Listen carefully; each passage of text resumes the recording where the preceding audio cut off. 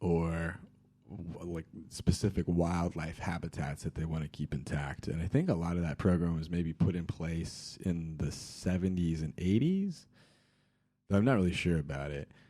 There's a whole breakdown of the history. Well, I mean, a breakdown I don't have, but there's a whole breakdown of the history of how different segments of public lands were kind of attached and then set up.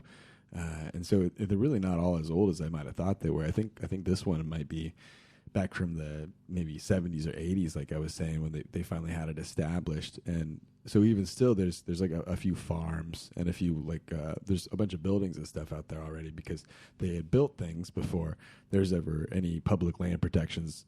And so now there's those structures there, and you drive through, and it's cool. It's fine. I think a lot of it's managed land, so they have like a number of fields, like I was mentioning, that the elk kind of cruise across. But in the summertime, like right now, they have a bunch of tractors down there, and they had gone through and not plowed, but they had gone through.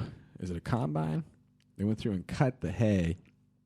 They cut the grass that was growing, and then they made these giant rolls, not bales, not those square bales of hay that you would see, kind of as like a commercial product, but these really huge bales of hay that seemed like about as big as my truck around and as tall as my truck. And then they stack 8 of those up onto a flatbed not a pickup truck, but a flatbed semi truck.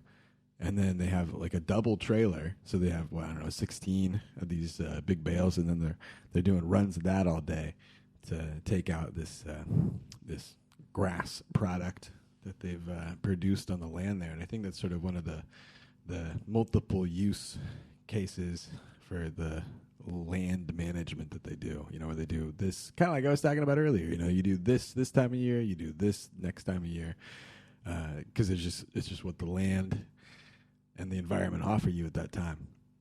So I was out there the other day, watching these tractors kind of cruise around and pick up their bales of hay that they had been setting up.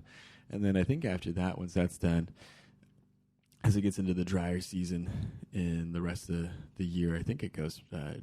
It just kind of hangs out until the fall, and then that's when the elk come back in, and that's when the birds come back in. So it's cool going out there and checking out a few spots. I've been enjoying it in the afternoons. That's a good spot to kind of head out to, and it's an easy spot to get to, and you can kind of find like a bunch of open areas where you can kind of focus in on just some real specific singular points. Like I have this 50 millimeter macro lens on my camera right now, so instead of just going out and taking wide angle, broad landscape photos, which is a nice area for, you can go in and with that macro lens focus in kind of real specifically and tightly onto a cluster of flowers or a grouping of flowers, and then kind of pick your angle of view,